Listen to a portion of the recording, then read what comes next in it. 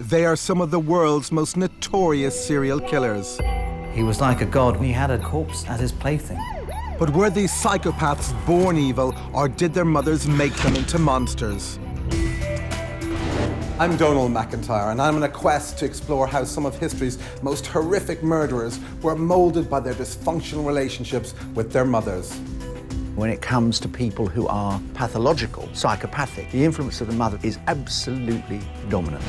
I'll be piecing together events in their childhoods and talking to criminologists and psychologists to try to understand what motivated their monstrous crimes. We had never come across a serial killer who'd killed that many people.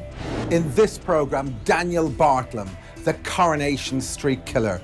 At just 14, he took a hammer to his mother's skull and set her body ablaze in an attempt to commit the perfect murder.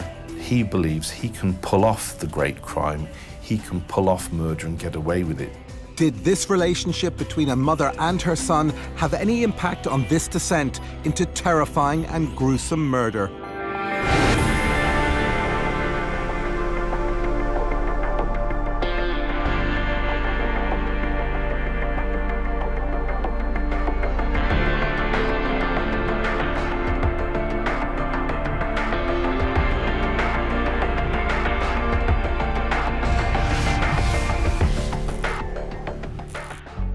How does the criminal mind mature? Well, like the rest of us, serial killers and murderers learn by experience, adapting their behaviour to suit their needs. But what happens when the mind isn't mature, when it's still in early adolescence? Kids who kill are one of our worst nightmares, perverting our long-held belief in the innocence of childhood. We now know that Daniel Bartlam planned to kill his mum. He then executed the killing in a violent attack on her. Daniel Bartlam was just 14 years old when he savagely beat his own mother to death with a claw hammer and then set fire to their family home in a desperate attempt to conceal the crime. Meeting him at 11 years old, I never thought he'd be capable of that sort of violence. Bartlam's story was short and simple. An interrupted burglar had attacked and then killed his mother before setting fire to the body. The story was a transparent one, though, and the police very quickly found clear evidence of how he had planned the killing. His family, friends, and even the police themselves were shocked at the discovery.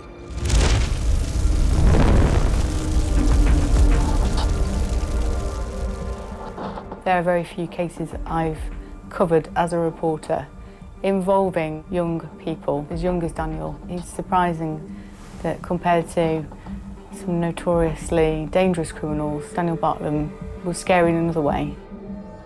In the very house behind me, in his first-floor bedroom, Daniel Bartlam wrote a soap script on his laptop.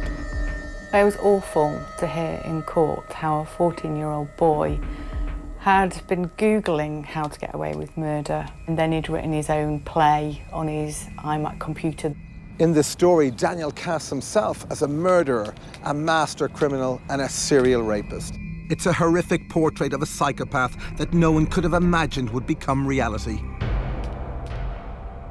Most boys of his age were thinking about football and computer games. He was thinking about killing his own mum.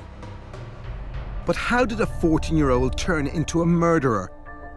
Why did Daniel take a claw hammer to his own mother?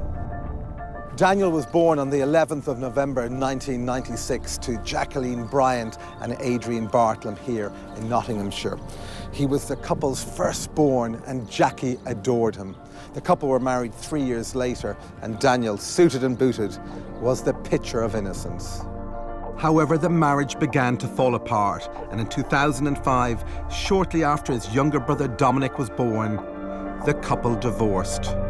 To begin with, Daniel seemed to take the split in his stride, living with his mom, Jackie, and spending his weekends with his dad. A few years after the marriage breakup, Jackie met a new partner, Simon Matters. Well, initially, when I met him, he was quite engaging. He talked to you about anything, really, and he was only about 11 at the time. A lot of the time, he would try and talk to you about things that he knew nothing of, but he was just sort of trying to impress you. But quite a pleasant chap. Is that a good camera angle? Yay! When Simon met Jackie, she was starting a new life for herself and her sons. At first, Daniel seemed like a normal 11-year-old, but soon Simon noticed that his behaviour was deteriorating I think the main problem with Daniel was the divorce going back, even though that had been a few years before. Daniel started pinching his little brother and sort of hitting him when his mum wasn't looking. But his brother was much younger than him, and there were incidences where I saw Daniel give him a dig in the ribs, for example, when they were passing each other. And his little brother, being 3 or 4, he sort of, scream. But on the other hand, they'd be sat on the settee watching TV together, and Daniel would be showing his brother loads of love. So it was sort of, is that normal, or is it just kids playing, Following the divorce, his mother's attentions would have been on the small child, on his baby brother. And as usually you get in that situation, a new person in the family, there would be tensions between Daniel and the small child, and there would be some sibling rivalry. Perhaps that was something that was a growing problem for Daniel to deal with. And this wasn't Daniel's only issue. His mother may have been preoccupied with her new partner, and that Daniel felt emotionally neglected, and he'd lost the relationship with his mother. All his family doted on him. There's no one who would, they all looked after him, they all cared about him. They all doted on him, had a lot of love around him, yeah. Despite the loving environment, Daniel's behaviour was about to get worse. Eventually, he withdrew into his room and became more and more aggressive towards his mother. Jackie did her best to stay cool, hoping it was just a phase and that the worst of it would pass. Jackie would keep it all in, and you could see you could see the stress levels building with her. The divorce of Bartlam's parents would have been a traumatic event for him, but can we attribute any of his crime to this shattering emotional moment?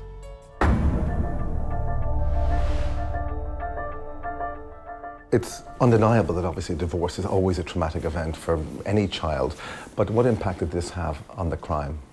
I think when you look at the experience of many children in society, lots of them go through the separation and the divorce of a parent. So it's very difficult to be able to make that causal link between this and what later happened. But I think for Daniel Bartlam, what we've got here is it's about control for him. When his parents separate, when his world is disrupted, he loses control over his personal situation. And I think that's the seed from which the later events grow. And did he lose his place, his status within that family? I think that's right. There would have been a particular dynamic in that family. He would have known his position within that family and the amount of power and control he had through where he was. And then to have that disrupted, he's got to find his feet again. He's got to find himself in a position to be able to control the others around him again. And that's something that he would have been quite frustrated by. So in terms of this divorce, one can say is actually it was a life event. If it wasn't this divorce, it would have been another trigger that would have sent him down this path. Yeah, I think that's right. It would have been something that made him feel he was losing control of his personal situation. So even for a child like that, it is like a lot of other perpetrators, it's still about control and power.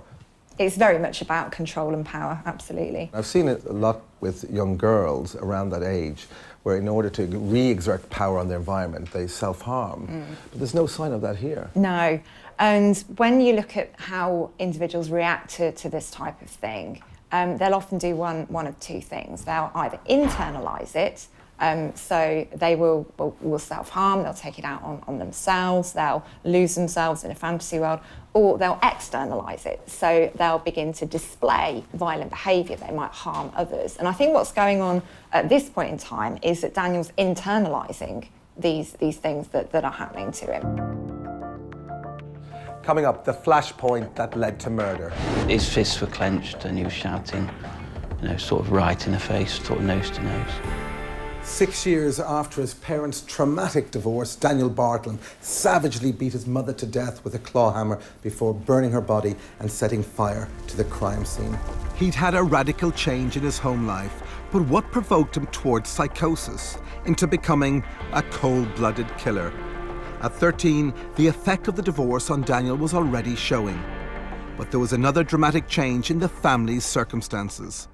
To make ends meet, Jackie had to sell the family home, which meant asking Daniel to make a sacrifice of his own. It did emerge that the background of Daniel and how he'd been to a private school, and then when his parents divorced, It meant that he had to go to a mainstream school. And I think it seemed like a lot of the problems began to happen after then. What had happened was that Daniel's father had used to pay for him to go to a private school. Jackie decided that she needed to downsize the house. So she bought another nice house, which is a lovely house, in another part of Nottingham in Arnold, and told Daniel that he would be going to a sort of a normal school. The disruption of divorce, moving home and school was to prove extremely unsettling for the young boy. He liked the large house and he liked to be at a private school. I think that was a sort of status symbol for him. So when that was going to change, he didn't want that change. So the arguments were then, it's all your fault we got divorced. My dad didn't want to get divorced, etc., etc., and it was all Jackie's fault, even though he didn't know the facts. But all you would hear was Daniel shouting and swearing regarding the fact that he was having this sort of quite a big change in his life. I think probably Daniel had some fairly obsessive traits of trying to keep things the same, and this was a massive disruption to the fabric of his life. He blamed it on the mother, and the father would probably be the more innocent role, the person that he had more of a kind of relationship with, and the person who he saw less of, and therefore someone who could be fictionalised more into being the good guy. He'd start swearing at his mum, saying, I'm not leaving school, you know, I can still go to this school.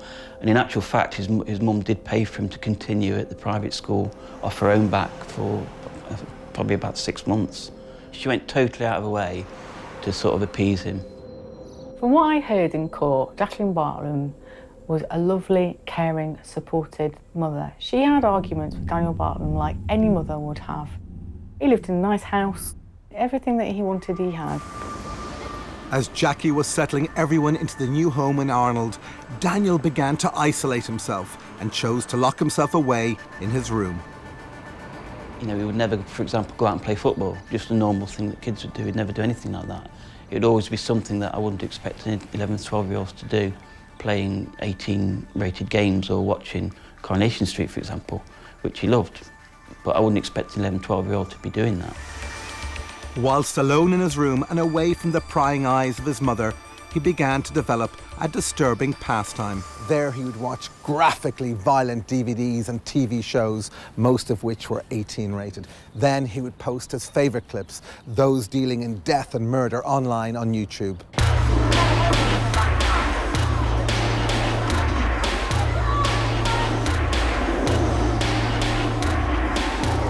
He was watching some quite horrific horror movies, violent horror movies and gory horror movies at around age 8 and 9, which was completely inappropriate imagery for a child of that age.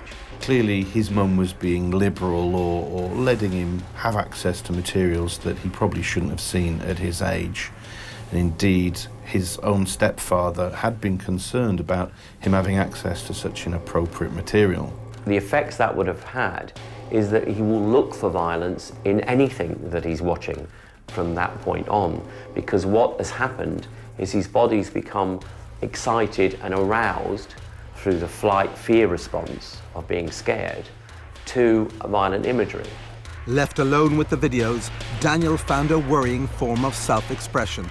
Daniel just took in these images and let them foster and fester in his mind to become something that was almost bubbling out. He almost felt probably a frustration that he wasn't able to enact what was going on in his head, so he would produce stories.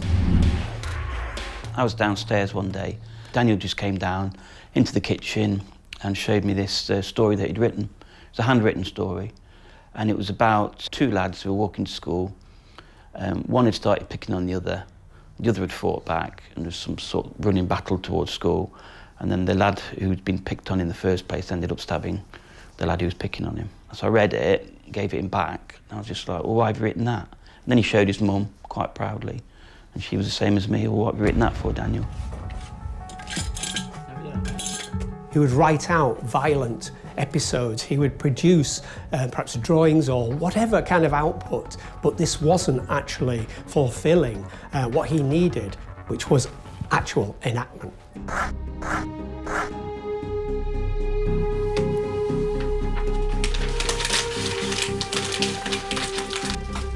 Back in his room, Daniel made use of a new computer, a gift from his dad, experimenting with it like any teenager would. Hello YouTube, this is Daniel AB1702 here. And it's finally happened. I now have an iMac, and I can now make bigger and better videos. He became fascinated with Coronation Street, and in particular one episode featuring a character called John Stape, who kills a woman with a hammer and conceals her body in a fire. He would eventually write a script featuring himself getting away with the exact same crime, but with his mother as the tragic victim. The violence in horror movies would have shocked him, excited him, aroused him, but he wouldn't necessarily copy those because they were outside his reality. However, when he then concentrated on the violence in soaps that are like his reality, family arguments, family breakdown, all the things that he experienced, what he locked into in that soap was the excitement of the violence, the murder. Bartlam became obsessed not just with the violence, but with getting away with it. So he became very interested in the Stape storyline in Coronation Street, because not only does the killer engage in a bloodthirsty, vicious murder, but he gets away with fooling everybody by disguising the death. Coronation Street was probably some kind of instrumental thing in giving him a plan, or the basis of a plan, of something that he could enact himself. His mother was readily accessible, she was hated, the wherewithal was there. Was Daniel just an emotionally confused and lost boy looking for answers and an outlet for his anger?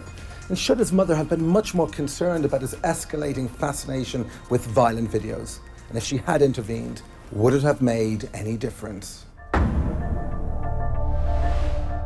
He's creating these stories which feature real people. So that, for me, I think is the point at which, you know, fantasy goes into reality and internalising becomes externalising.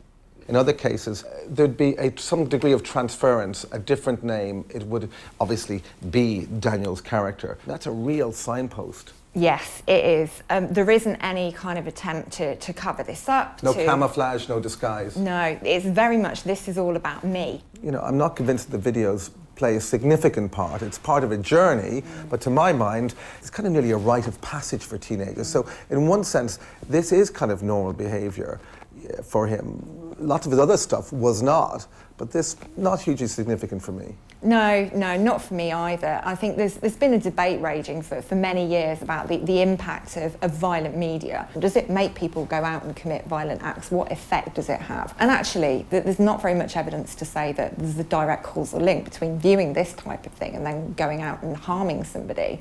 They're just one of the many things that were in the background for Daniel Bartlam. Much more important is that the increasing isolation within his little bedroom, his world was getting smaller and smaller and smaller, and this kind of desensitization from reality. He's actually losing a huge amount of motherly time. His position in the family is very kind of uncertain at this point in time. So very kind of chaotic, a very difficult situation to control for anybody, but particularly for somebody like Daniel, for whom control is a really, really important thing.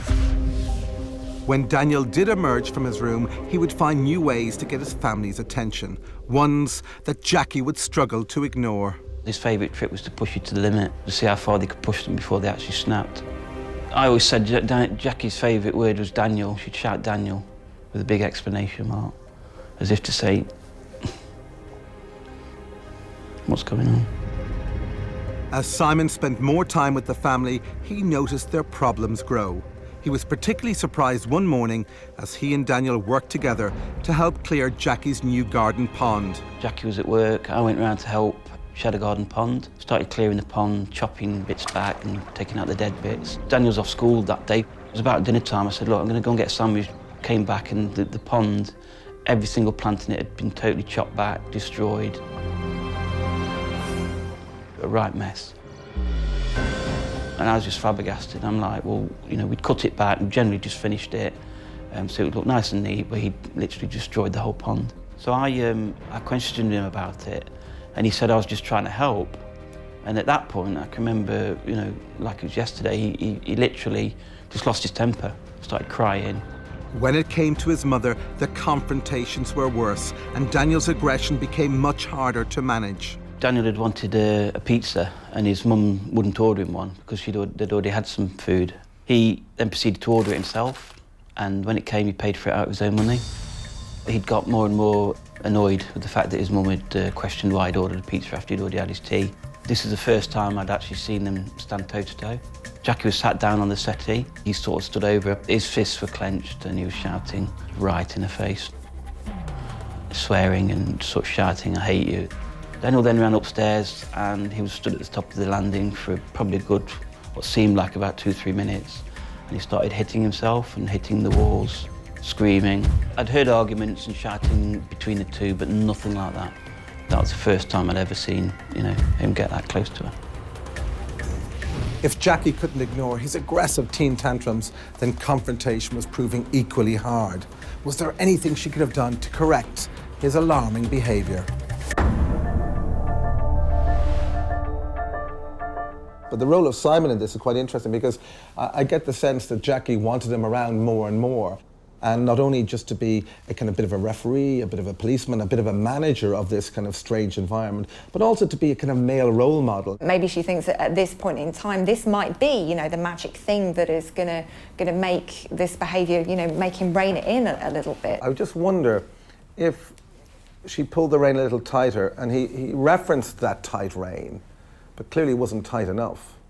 When parents do try and discipline children who are behaving in this way and being very kind of narcissistic and very self-centred, often that kind of tough love doesn't work. If anything, sometimes it escalates the behaviour further. So it could be that his mother had tried to discipline him and it just hadn't worked. So she'd given up trying that particular path. So in this kind of state of denial, you look at a parent's guilt, the parent's divorce, kids a bit dislocated, they come across strange writings. You know, a mother's unlikely to kind of start to label, because to do that is to kind of elevate the guilt she feels. It's best perhaps to be in a state of denial, to ignore these writings and move on. There's been a turbulent period, you know, maybe he's coping with it in his own way by doing these things, and he'll move on from it, he'll get over it, it will be okay. And you can understand how somebody would rationalise it in that way and choose not to further spark the fire. So you can understand his mum didn't do anything at this point. And one thing stands out for me. So he goes and he creates and works with Simon, Jackie's partner, and builds this wonderful fish pond, and it's a wonderful kind of bonding experience, and Simon undoubtedly would have been enjoying that. And then all of a sudden, the minute Simon leaves and when it's all completed, he destroys it.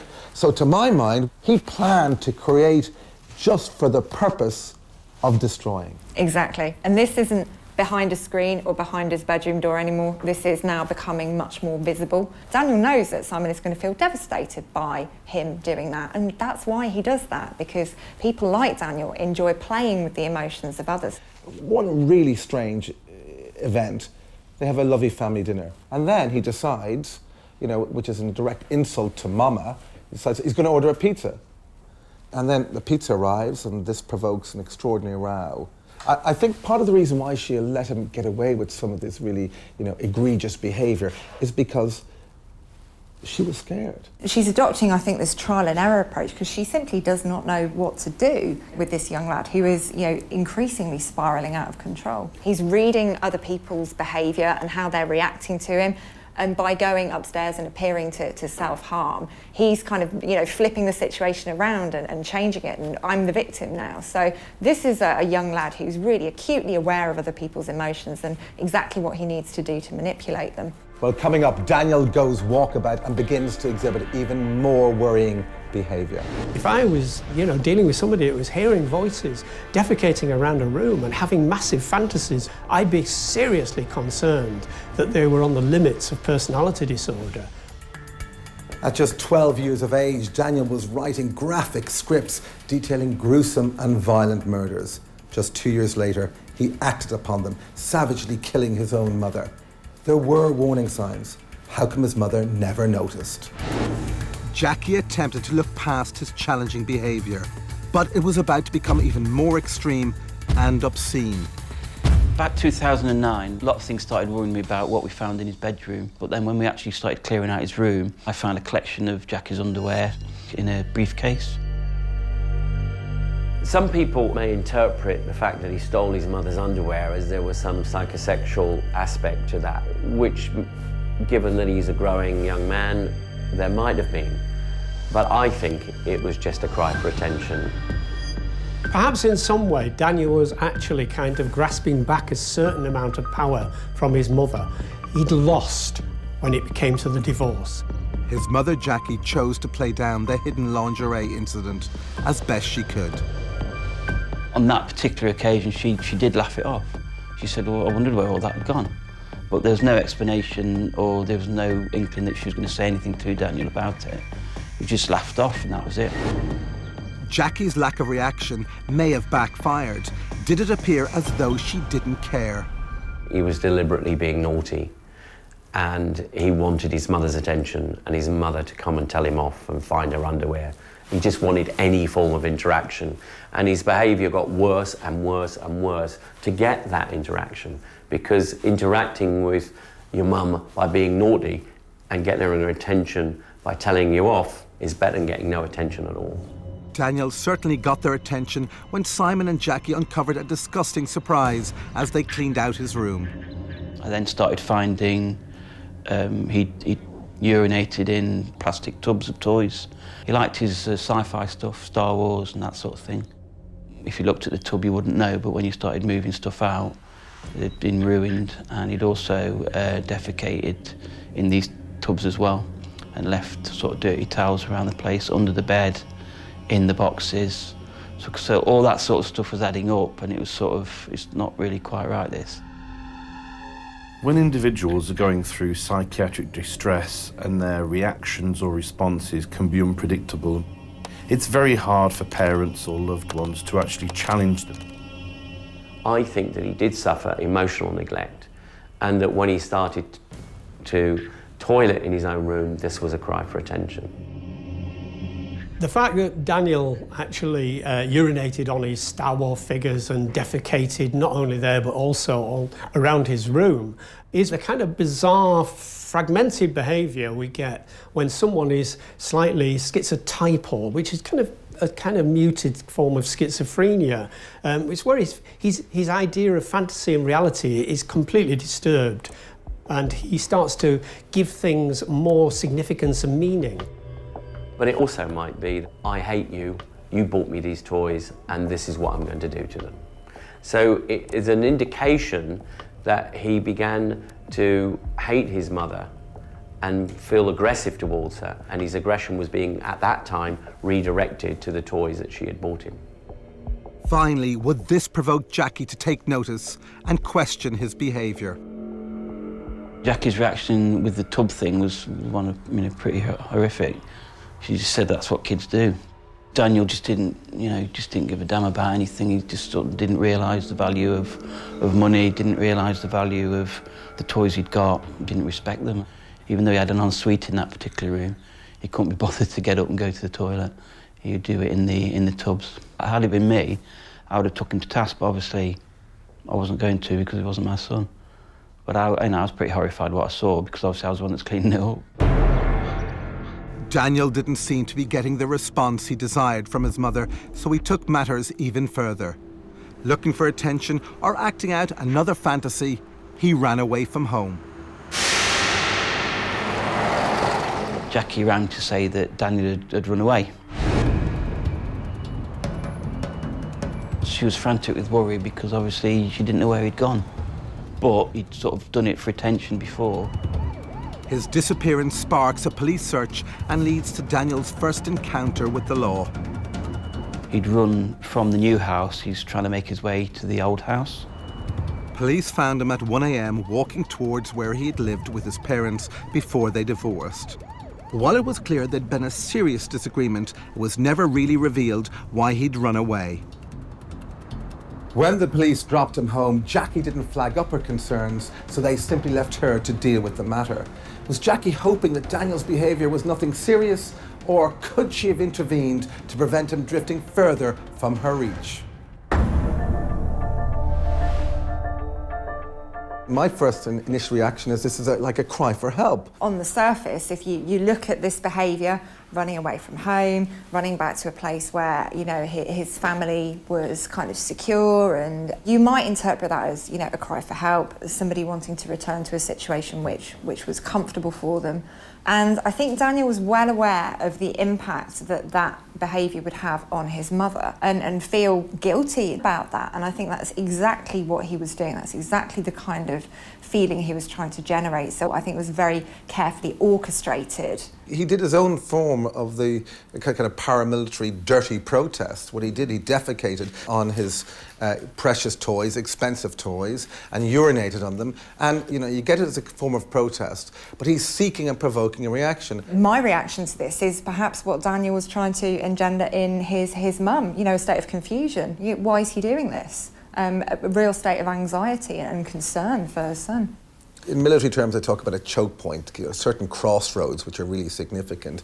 And for him, moving out of his old childhood home into a new home, into a destabilising, unusual, fresh environment, it's a difficult time. And he was keen to let everyone know this was a difficult time. Yeah, he was, absolutely. And that manifested itself in him, you know, running away and going back to the house in which he used to live to basically say, you know, oh, look at the terrible impact that the breakup of this family has had on this young lad. So he's being incredibly cunning, very manipulative here.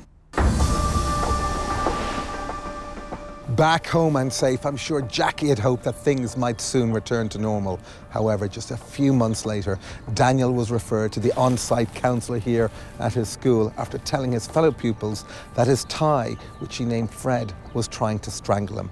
He told the counsellor he was hearing voices. These voices told him to hurt people who'd upset him, to stab them with a knife and to kill them. He was in class, but he'd started pulling at his tie and shouting that his tie was talking to him, and hearing voices in his head as well. But 12, 13-year-old kids, load of lads in the class, they're probably going to laugh at it. They're not going to know the significance of that.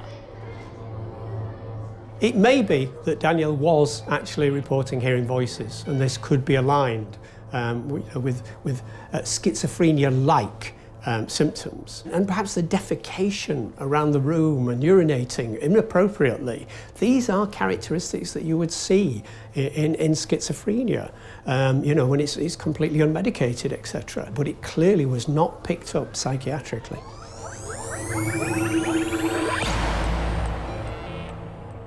I think it's unusual at that age to be hearing that your own son or daughter is going through mental health issues at 12 years old and hearing voices.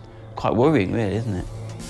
If I was, you know, dealing with somebody that was hearing voices, defecating around a room and having massive fantasies and relaying these fantasies to others, I'd be seriously concerned that they were on the limits of personality disorder. Jackie, it appears, found it hard to believe it was a serious issue. Despite the school's insistence Daniel see a mental health specialist, she chose to keep a lid on the situation as best she could. I don't think his father was aware that he had been having some counselling. It was something that his mum wanted him to keep to himself and to herself for his own confidence. I don't actually believe that he was hearing voices. That's what I thought at the time. And I think Jackie thought the same. They all basically came up with the fact that, you know, having studied him and talked to him, that he was okay, there was nothing actually mentally wrong with him.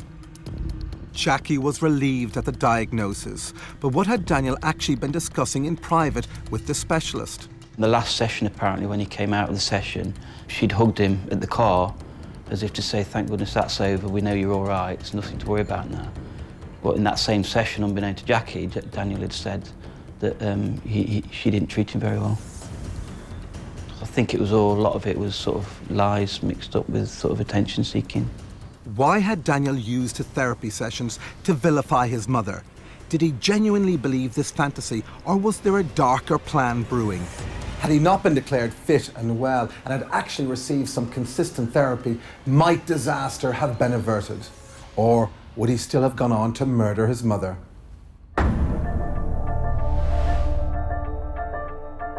these voices he's claimed he heard in his head, I mean, they're so prescriptive. It does seem like they were taken straight out of one of these videos. It's nearly comedic. His tie is trying to strangle him. Was this a deliberate act, or did he really have voices in his head?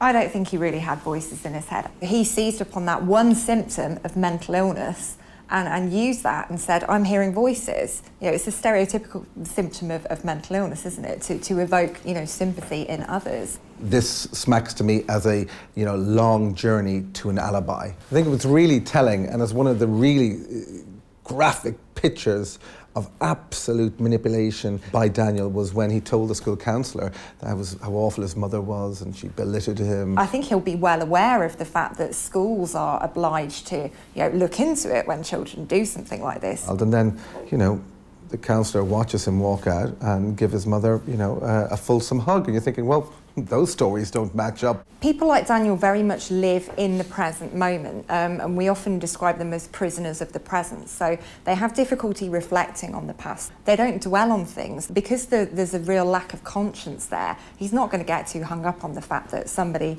you know, rumbled him at this point. Now, being a prisoner of the present, in just the way you describe, well, there's another word for that, which is pointing towards a condition. Here, I think we're looking at a case of psychopathic personality disorder. Personality disorders are not mental illnesses. People with personality disorders know the difference between right and wrong. They know, you know, that it's not right to physically harm other people, but they choose to do so anyway. What makes up a psychopath? Well, there are various different traits and behaviours that we see in psychopaths, and this includes things like glibness, superficial charm, callousness, a lack of empathy, failure to take responsibility for own actions, those types of things. They are essentially all very self-centred behaviours. Coming up, matricide carried out by a teen killer. It sends shockwaves across the community and across the country.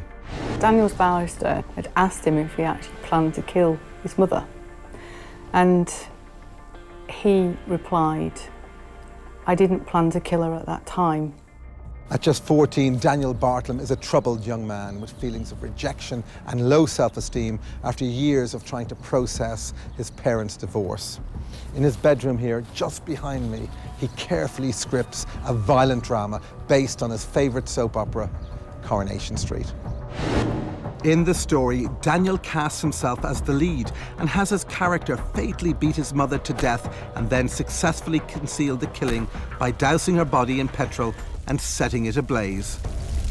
Daniel's barrister had asked him if he actually planned to kill his mother, and he replied, I didn't plan to kill her at that time. And I just remember being really shocked. At 1 a.m. in the morning on Easter Monday, neighbours reported hearing a row between Daniel and his mother, apparently over where his new trainers were. The next thing they knew, flames had engulfed the top bedroom where Jackie slept, and fire engines were on the scene trying to put out the blaze. I saw a story about a fire in Arnold, and I didn't think anything of it. I texted her sister, and I found out sort of basically that Jackie was missing. They'd found remains of a body in the fire, and at that point I didn't know what had happened or anything like that. All I knew was that a body had been found in the fire. Daniel Bartlam had come out of the house alive with his dog and his brother, and he was the hero of that situation. And yeah, neighbours were concerned. They wondered what had been going on. Daniel's story was that he found a hammer on the floor and he threw the hammer at the supposed intruder, who then fled out of the window onto the flat roof and then down into the garden and away.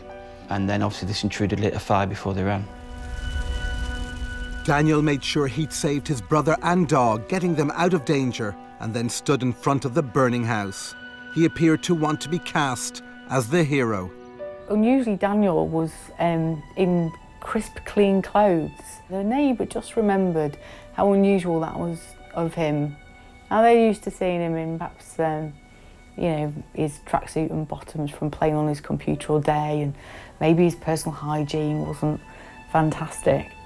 The smoke pouring out the window, He's rescued his brother and the dog, and they've gone outside, and Daniel stood outside in clean clothes. And there was some suggestion that he'd actually gone back into the house and changed into fresh clothing and then gone outside. Doesn't really match the hero persona that he was trying to put across to people. When police questioned him just hours after the crime, he stuck to his story.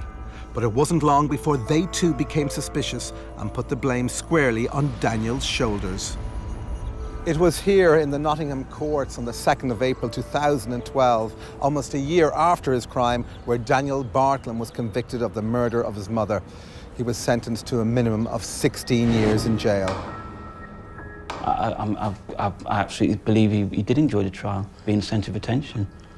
And again, the way he came across in the trial, the way he spoke to people, it just came across that way. That he was totally and utterly, thought that he hadn't done anything wrong. Daniel showed surprising misplaced confidence when faced with the enormity of the murder trial. He tried to convince the court that he killed his mother in a fit of rage after a blazing row. All through the evidence I gave, he stared straight at me. He sort of had a smirk more than a smile. He was just a little boy in the dock, big thick set hair on his head, a baby face, looking completely out of his depth for the situation that he was in. And you wanted to believe that this little boy hadn't been responsible for such a terrible crime involving his own mother. And as time went on, when you saw him answering questions to the prosecution and the defence counsel, my opinion of him changed. The thing that actually snookered him, and the police had found on some of his other computers, they'd been completely wiped. Some of the stories were written on that iMac, particularly the story about planning it and murdering his mum.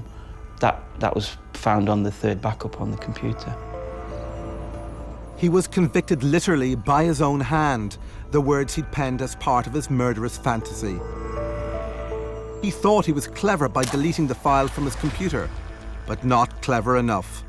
He was found guilty of premeditated murder. During cross-examination, he admitted to basically having killed her.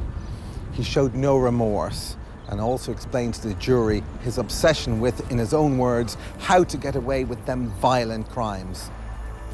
When he was found guilty, and he sort of crossed his neck as if to say, "You're next to me."